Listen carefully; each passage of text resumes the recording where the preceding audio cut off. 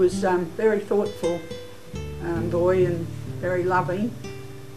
He thought the world of all his nieces and nephews and his brothers and sisters, and he was a bit of a larrikin in lots of ways and led his brother into mischief, but on the whole he was very, very loving sort of person.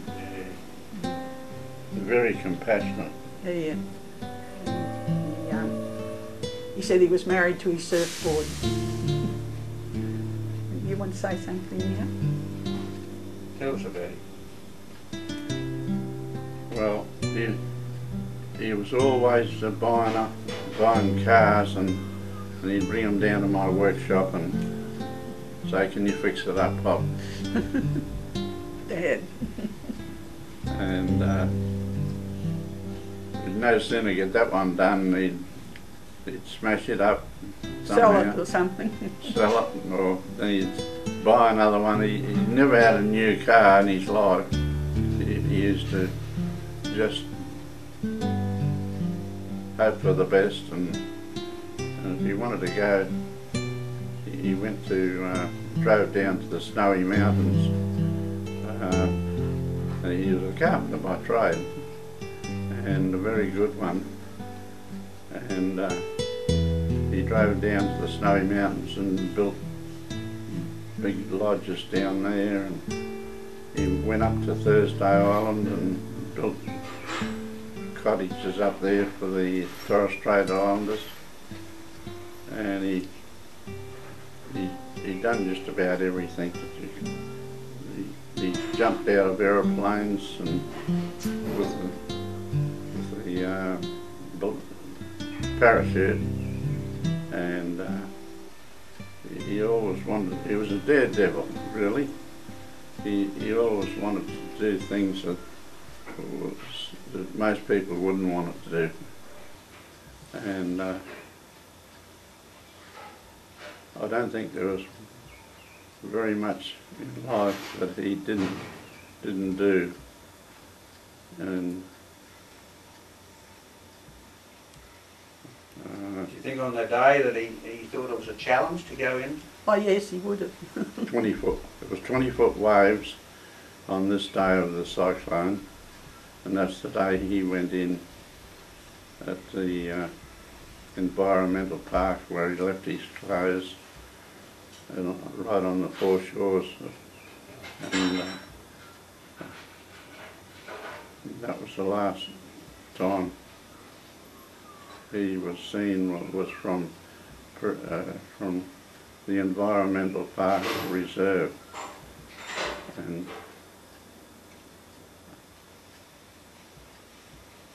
he really loved his surfboard, and he made 4 surfboards and took them all to Indonesia and gave them to the natives up there so they could have a decent thing to ride the big waves on.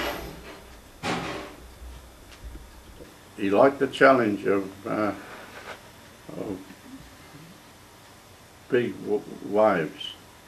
One day he was standing on top of our brick chimney, it's 28 feet high, and he said, "This is how high am I up here, Dad?" I said, "About 30 feet.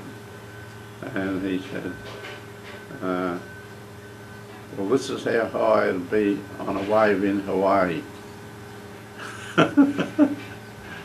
And he said, "I can see the river from up here." Now, did Paul drown before the boardwalk was built? No, it was there. It was already there? Yes, yes. So he used to drive his car to that place? I don't know, he walked along the beach. Walked along the beach? Yes. And walked across Sturmers Creek. And he often, the lifesavers used to watch him swim from that point to Sturmers Creek. Perry Point, he swam out in the ocean. He was a fantastic swimmer, and if the weather hadn't been like it was, he wouldn't have got drowned naturally. You know, it was he could have got dumped and knocked out or anything. He never had his surfboard with him. So he walked along the beach, left his clothes at that point. Yeah. Yeah. You think that was about the spot, was it? Yeah, that was. Yeah. People seen him. It was on TV. We went up and they interviewed us because we went up looking for him. And Ben stayed here in case he turned up here. And David and I went up and stayed at Debbie's. She was living there then. And we were looking for him, and it was on TV. And then someone came forward and said that, went to the police, and there was some clothes there. They'd been there for a few days. They used to walk out there. And the police went out, and Debbie was at the police station when they come in, and they wouldn't let her go with them. And they come back, asked her to wait, and they come back with his clothes, and she said yes, they were Paul's shoes, that was it. And then somebody else come forward and said they had seen a person at that spot on the edge of the water. Just going in? To go in. On a variety. Because tell Paul not to do something, he'd do it. 20-foot waves.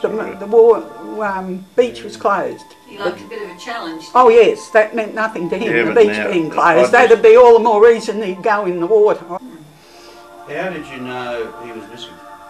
Debbie said, His light's been on. we'd been round to Paul's, nobody's seen him, and it was pouring rain, and she said they got in the window, and there was no sign of it. All the food was in his fridge, the washing Fruit was in the cupboard. machine, there was fruit and there was a lettuce and all there, and nothing was missing sort of that he'd gone anywhere. And then they, after some time, what was it, they went looking for him, the SES. yeah, SES. We went up and we all searched everywhere in case something had happened he perhaps was laying in the bush up there somewhere. But there was no sign of him anywhere, of course. And that was after his clothes were found. So that you said that was the worst time in your life? Well, when we didn't know when he was missing for about that 3 days, 4 days, you know. You'd think, where could he be? He couldn't. I feel so sorry for people that never find anyone, you know, that after that, because it's a dreadful feeling. But anyway, he was always so very thoughtful. I had a budgie and it died, and he comes home from school one afternoon with this budgie in a little box on his bike. He bought me with his pocket money.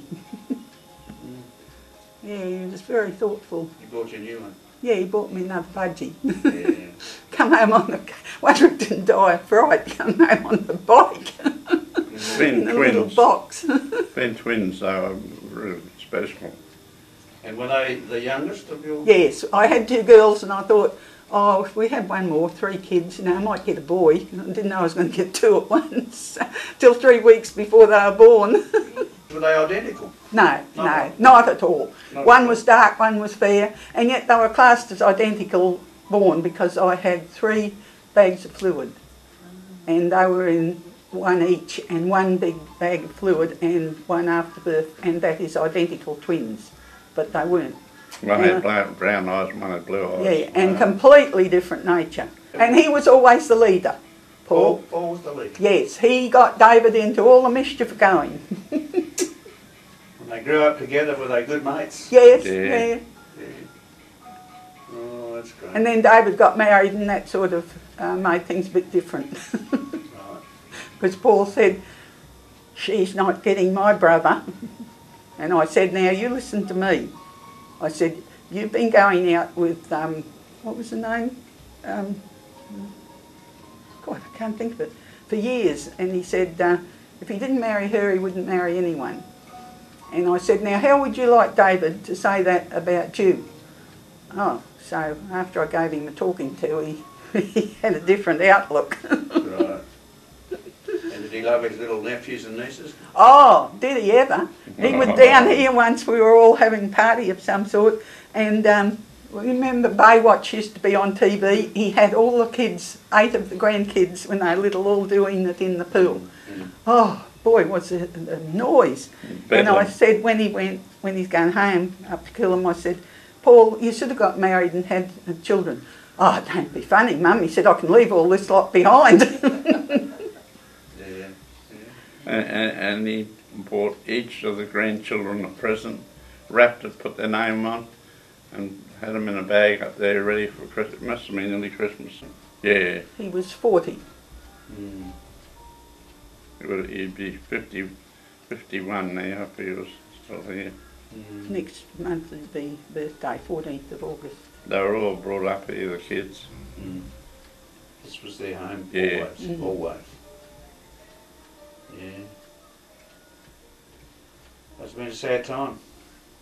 Yes, Sure it was. was. Yeah. Especially when you don't know what's happened.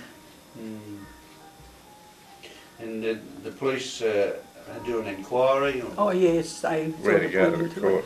And you know, they kept that $50 for, was it 10 years? No, 7 years. 7 years they kept that $50.